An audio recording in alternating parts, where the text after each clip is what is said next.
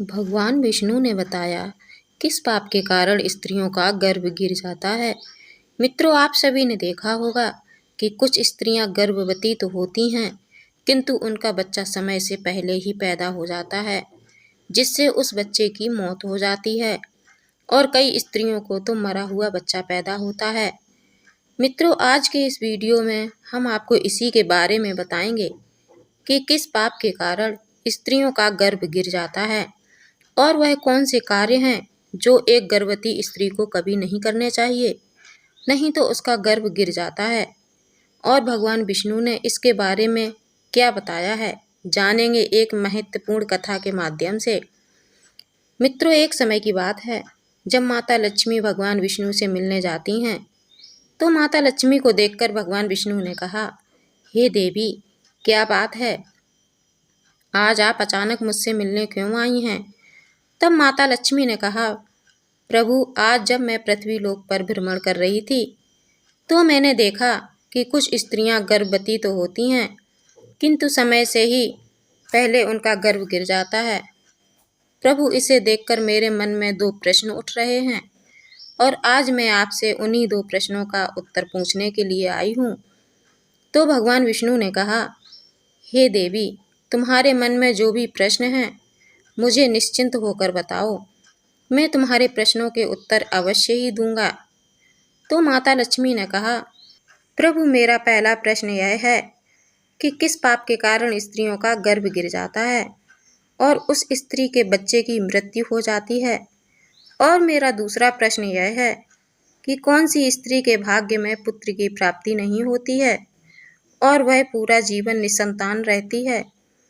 तो भगवान विष्णु मुस्कुराते हुए बोले, हे देवी, आज आपने इन प्रश्नों का उत्तर पूछकर संपूर्ण मानव जाति का कल्याण कर दिया है, किंतु इस प्रश्नों का उत्तर मैं आपको एक कथा के माध्यम से दूंगा और इस कथा को सभी स्त्रियों तथा सभी पुरुषों को अवश्य ही सुनना चाहिए, क्योंकि इस कथा को सुनकर आपको पता चल जाएगा कि किस श्राप के कारण स्त्रियों का गर्भ गिर जाता है तथा वह कौन सी स्त्री है जिसके भाग्य में पुत्र की प्राप्ति नहीं होती है और पुत्र की प्राप्ति के लिए उसे क्या करना चाहिए।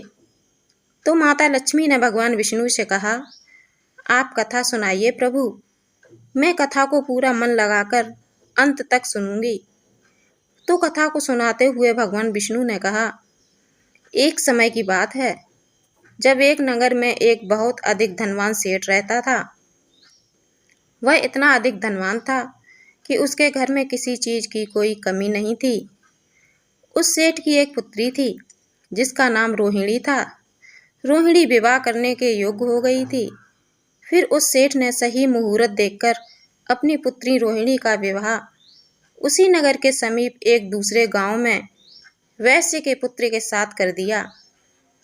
फिर विवाह के बाद सेठ की पुत्री रोहिणी अपने पति के घर में रहने लगती है। वह अपने पति के घर में हंसी खुशी से रहने लगती है और अपने पति से बहुत अधिक प्रेम करने लगती है। रोहिणी की सास का नाम सुमित्रा था। सुमित्रा बहुत ही दुष्ट स्वभाव की थी। रोहिणी अपने घर से दहेज में बहुत सारा सोना चांदी लाई थी।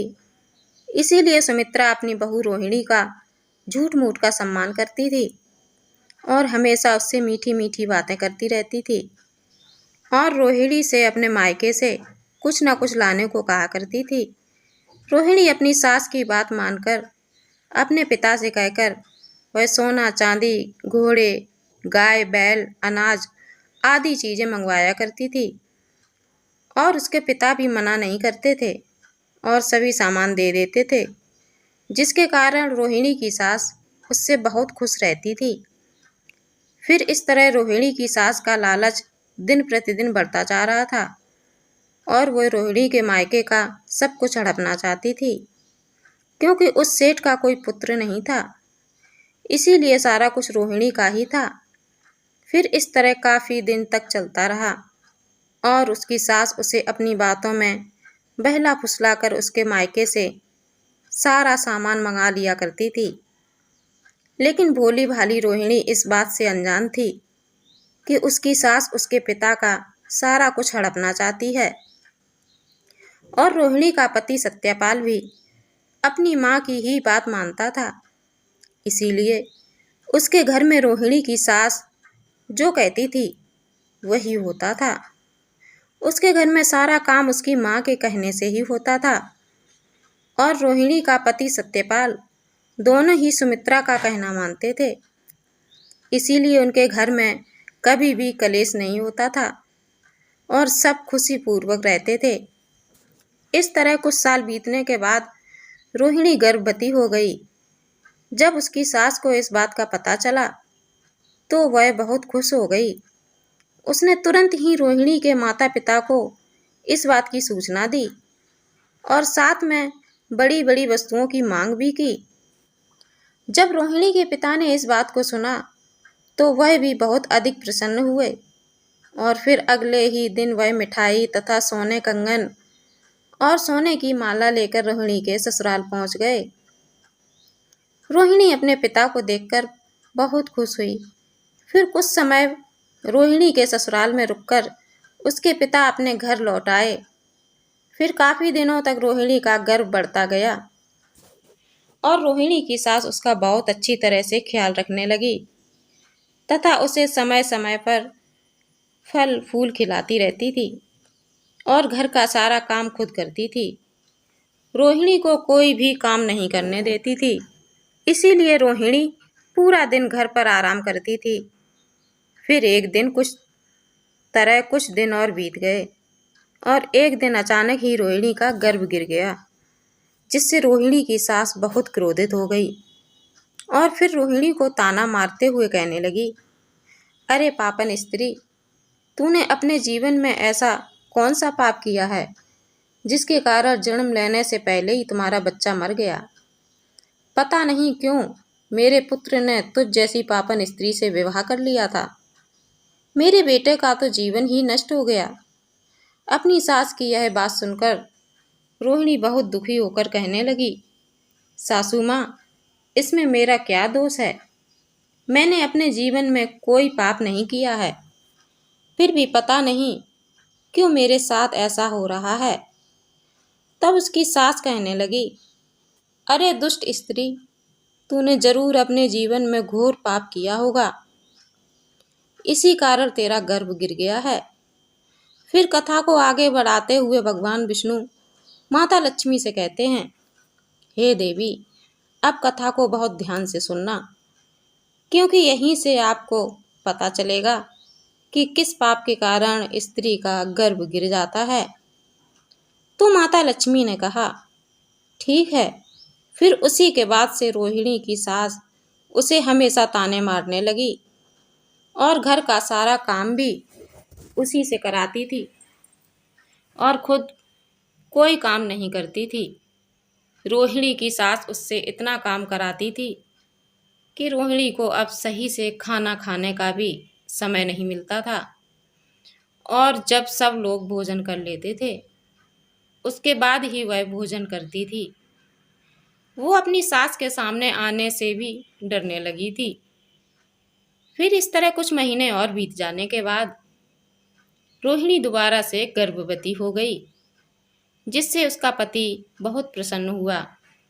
लेकिन उसकी सास अभी तक उससे गुस्सा थी और जब रोहिणी ने अपनी सास को यह बात बताई तो वो रोहिणी से कहने लगी, एक बच्चे को तो खा गई है, पता नहीं अब इस बच्चे को जीवित रखोगी या इसे भी उसी की तरह खा जाओगी। मुझे तुझ पर जरा सा भी भरोसा नहीं है, क्योंकि मुझे तो लगता है कि तूने अपने जीवन में जरूर कोई पाप किया है, इसीलिए तेरा पहले वाला गर्भ गिर गया था। अपनी सास की यह बात सुनकर रोहिणी कुछ नहीं बोली और चुपचाप खड़ी रही। फिर धीरे धीरे रोहिणी का गर्भ बढ़ता गया और गर्भवती होते हुए भी वह घर का सारा काम करती थी। लेकिन फिर भी उसकी सास को उस पर जरा सी भी दया नहीं आती थी। फिर इस तरह करते करते अब रोहिणी के गर्भ को 9 महीने हो गए थे। अब बच्चे का जन्म होने का समय बिल्कुल नजदीक आ गया। फिर रोहिणी ने एक बालक को जन्म दिया, किंतु वह बच्चा कुछ बोल नहीं रहा था और ना ही रो रहा था। फिर रोहिणी ने देखा तो उसका बच्चा मरा हुआ था। अपने मरे हुए बच्चे को देखकर वह बहुत जोर जोर से रोने लगी। फिर जब रोहिणी की सास को इस बात का पता चला तो वह बहुत गुस्सा हुई और रोहिणी से कहने लगी, तू एक पापन स्त्री है, तभी तेरा यह दूसरा बच्चा भी मर गया। मुझे तो पहले से ही शक था कि तूने अपने जीवन में जरूर कोई घोर पाप किया है, इसीलिए तेरे साथ ऐसा होता है और इसीलिए तेरा यह पुत्र भी मर गया है। अगर तू मेरे घर में ज़्यादा दिनों तक रहेगी तो तू मेरे भी घर का नाश कर देगी, इसीलिए अब तुझे इस घर में रहने की कोई ज़रूरत नहीं है। तो रोहिणी कहने लगी, सासू माँ, अब मैं कहाँ जाऊँ? मेरे लिए तो मेरे पति का ही घर सब कुछ है, उन्हें छोड़कर कहीं नहीं जा सकती हूँ। मैं अपने पति से बहुत प्रेम करती हूँ, इसीलिए आप मुझे इस घर से मत निकालिए। मैं घर का सारा काम करूँगी और इसी घर के किसी कोने में पड़ी रहूँगी। आप जो भी काम कहेंगी मैं वह सब कुछ करूँगी, बस आप मुझे घर से मत निकालिए, क्योंकि मैं अपने पति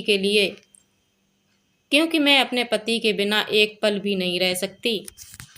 उसकी सास बोली, अरे पापन स्त्री, अगर तू अपने पति के बिना नहीं रह सकती तो कहीं पर जाकर मर जा, लेकिन अब तुझे मैं इस घर में एक क्षण भी नहीं रहने दूंगी।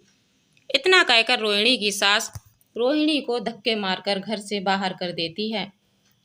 फिर रोहिणी घर के बाहर बैठ जाती है, लेकिन उसकी सास ने घर का दरवाज़ा नहीं खोला। फिर वह घर के बाहर बैठकर अपने मन में सोचने लगी, अब मुझे यहाँ से अपने मायके ही जाना पड़ेगा। फिर इतना सोचकर वह अपने मायके चल देती है। तभी रास्ते में एक जंगल पड़ता है, तो वह जंगल के रास्ते से अपने मायके जा ही रही थी। तभी बारिश होने लगती है, तो वह एक पेड़ के नीचे बैठ जाती है। तभी वहाँ से एक साधु महाराज जा रहे थे, तो उन्होंने रोहिणी को पेड़ के नीचे बैठा देखकर उसे पूछा, हे पुत्री, तुम कौन हो और यहाँ इस जंगल में अकेली क्या कर रही हो? तो रोहिणी ने साधु महाराज से कहा, हे साधु महाराज, मैं एक बहुत धनवान सेठ की पुत्री हूँ और मेरा विवाह एक वैश्य से हुआ है और मुझे अभी तक पुत्र की प्राप्ति नहीं हुई है। मैं एक बार गर्भवती हुई तो मेरा गर्भ गिर गया था और जब मैं दोबारा गर्भवती हुई तो मेरा बच्चा पैदा होते ही मर गया था, इसीलिए मेरी सास ने मुझे घर से निकाल दिया है। इसीलिए अब मैं इस जंगल में इधर उधर भटक रही हूँ। हे मुनिवर, कृपया करके आप भी कुछ उपाय बताइए जिससे मुझे पुत्र की प्राप्ति हो जाए। तो साधु महाराज ने कहा, तुम चिंता मत करो, मैं पुत्र प्राप्ति का उपाय बताता हूँ। जैसे यदि तुमने पूरी निष्ठा से किया तो तुम्हें पुत्र की प्राप्ति अवश्य ही होगी। इसके लिए मैं तुम्हें कुछ नियम बताता हूँ, इसे ध्यान से सुनो। किसी भी स्त्री को मासिक धर्म के दौरान पति के साथ संबंध नहीं बनाने चाहिए और पति को स्पर्श भी नहीं करना चाहिए, इससे संतान गर्भ में ही गिर जाती है। गर्भ धारण की हुई स्त्री को भगवान की पूजा अर्चना करते रहना चाहिए तथा उसके मुख पर सदैव ही प्रसन्नता होनी चाहिए। साथ ही गर्भवती स्त्री को कभी भी दुखी और निराश नहीं रहना चाहिए, क्योंकि दुखी रहने पर संतान पर बुरा प्रभाव भी पड़ता है। और गर्भवती स्त्री को कभी दूसरे के घर का भोजन नहीं करना चाहिए तथा जितना हो सके अपने ही घर में रहना चाहिए। एक गर्भवती स्त्री को कभी भी डरावनी चीज़ें नहीं देखनी चाहिए, क्योंकि इससे संतान पर बुरा प्रभाव पड़ता है। और गर्भवती स्त्री को अच्छा भोजन करना चाहिए, जिससे संतान गुणवान होती है। जो भी स्त्री इन नियमों का पालन करती है वह उत्तम पुत्र की प्राप्ति करती है, और जो स्त्रियां इन नियमों का पालन नहीं करती हैं उनका गर्भ गिर जाता है। फिर साधु महाराज ने कहा, हे पुत्री, अब मैं तुम्हें पुत्र प्राप्ति का उपाय बताता हूँ, इसे ध्यान से सुनना, तो तुम्हें पुत्र की प्राप्ति होगी। तो रोहिणी ने कहा, जी महाराज। तो साधु महाराज ने कहा, किसी भी स्त्री को पुत्र प्राप्ति के लिए मासिक धर्म के प्रथम 4 दिनों में पति पत्नी को मिलन नहीं करना चाहिए, क्योंकि ऐसा करने से दुराचार पुत्र होता है और 5वीं रात्रि में मिलन करने से पुत्री की प्राप्ति होती है तथा 6ठी रात्रि में मिलन करने से पुत्र रत्न की प्राप्ति होती है। 7वीं रात्रि में मिलन करने से वंध्या पुत्री होती है तथा 8वीं रात्रि में मिलन करने से बलशाली पुत्र की प्राप्ति होती है। 9वीं रात्रि में मिलन करने से सुंदर कन्या की प्राप्ति होती है तथा 10वीं रात्रि में मिलन करने से विद्वान और अति श्रेष्ठ पुत्र की प्राप्ति होती है। 11वीं रात्रि में मिलन करने से सुंदर आचरण वाली कन्या प्राप्त होती है। 12वीं रात्रि में मिलन करने से गुणवान पुत्र प्राप्त होता है। 13वीं रात्रि में मिलन करने से लक्ष्मी स्वरूपा पुत्री होती है और 14वीं रात्रि में मिलन करने से गुणवान विद्वान तथा बलवान पुत्र होता है। इसीलिए यदि तुम इन नियमों का पालन करो तो तुम्हें उत्तम पुत्र की प्राप्ति होगी। इतना कहकर वह साधु महाराज वहाँ से चले जाते हैं। फिर रोहिणी अपने मन में सोचने लगती है, यदि मैंने साधु महाराज के बताए गए उपाय के अनुसार कार्य किया तो मुझे भी पुत्र की प्राप्ति हो जाएगी और मेरी सास मुझसे घर का काम भी नहीं कराएगी और घर में सभी लोग मेरा बहुत अधिक सम्मान भी करेंगे। रोहिणी इतना सोच ही रही थी, तभी उसका पति उसे ढूंढते हुए वहां पहुंच जाता है और रोहिणी से कहता है, तुम यहाँ इस जंगल में क्यों आई हो? मैं तुम्हें लेने आया हूँ, चलो घर चलो। फिर रोहिणी ने अपने पति को उस साधु महाराज वाली सारी बात बताई और कहा, नहीं, अब मैं घर नहीं जाऊंगी जब तक मुझे पुत्र की प्राप्ति नहीं हो जाती। रोहिणी की यह बात सुनकर उसका पति भी उसी के साथ जंगल में ही कुटिया बनाकर रहने लगता है। फिर मासिक धर्म की 14वीं रात्रि में रोहिणी ने अपने पति के साथ मिलन किया, जिससे वह गर्भवती हो गई और गर्भवती होते ही वह जंगल में रहती थी। उसका पति जंगल से लकड़ी लाता था, जिससे दोनों भोजन बनाकर खाते थे। फिर इस तरह करते करते 9 महीने बीत गए और रोहिणी के बच्चा पैदा होने का समय नज़दीक आ गया।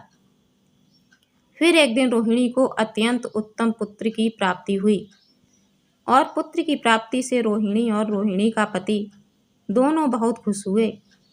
फिर रोहिणी का पति उससे कहने लगा, चलो हम दोनों घर चलते हैं, क्योंकि माँ ने तुम्हें पुत्र प्राप्ति का ताना देकर ही घर से निकाला था, किंतु अब तो तुम्हें पुत्र की प्राप्ति हो गई है, अब तो वह भी खुश हो जाएंगी। तो रोहिणी ने कहा, ठीक है, चलो घर चलते हैं। फिर दोनों घर जाते हैं तो उसकी सास ने देखा कि रोहिणी की तो पुत्र प्राप्त हुआ है। यह देखकर वह बहुत खुश हो गई और रोहिणी से कहने लगी, तुझे पुत्र कैसे हुआ? आपने मुझे घर से निकाला था तो मैं जंगल में चली गई थी और वहाँ मुझे एक ज्ञानी साधु महाराज मिले। उन्होंने मुझे पुत्र प्राप्ति का उपाय बताया था और उसी उपाय से मुझे पुत्र की प्राप्ति हुई है। तो उसकी सास उससे कहने लगी, इसका मतलब वह साधु महाराज बहुत अधिक ज्ञानी हैं, तब तो उन्हें यह भी पता होगा कि हम लोग धनवान कैसे बन सकते हैं। इसीलिए अब मैं जंगल जाऊंगी और उससे धनवान बनने का उपाय पूछ कर आऊँगी।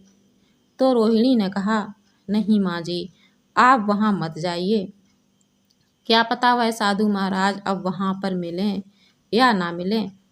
तो उसकी सास ने कहा, नहीं, मैं तो जाऊंगी और उनसे धनवान बनने का उपाय पूछ कर आऊँगी।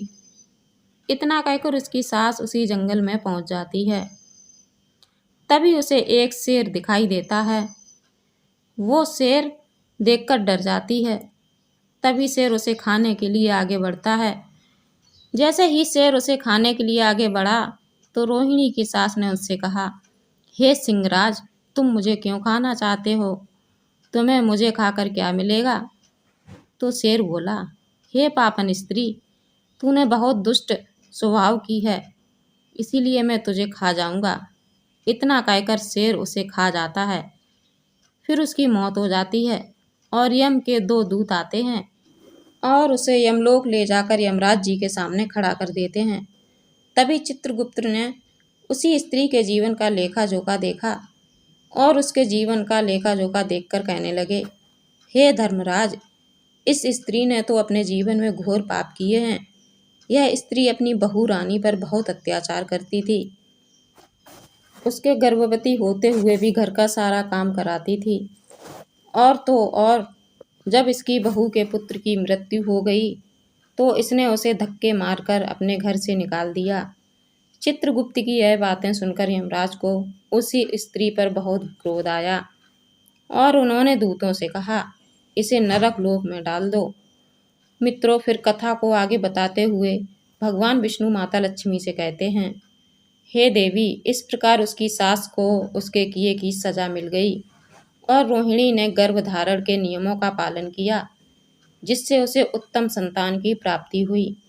इसी तरह कोई भी स्त्री यदि उस साधु द्वारा बताई गई बातों के अनुसार कार्य करेगी तो उसे भी पुत्र की प्राप्ति अवश्य होगी। तो माता लक्ष्मी ने कहा, प्रभु, वह कौन सी स्त्रियां हैं जिनके भाग्य में पुत्र की प्राप्ति नहीं होती है, और वह अपने जीवन में ऐसा कौन सा पाप करती हैं जिसके कारण उन्हें पुत्र की प्राप्ति नहीं होती है, और पुत्र प्राप्ति के लिए उन स्त्रियों को क्या करना चाहिए। तो भगवान विष्णु ने कहा, यह वह स्त्रियां हैं जो अपने पति से हमेशा लड़ाई झगड़ा करती हैं और घर में सारा काम अपना ही मनमानी सी करती हैं तथा अपने पति का आदर सम्मान नहीं करती हैं।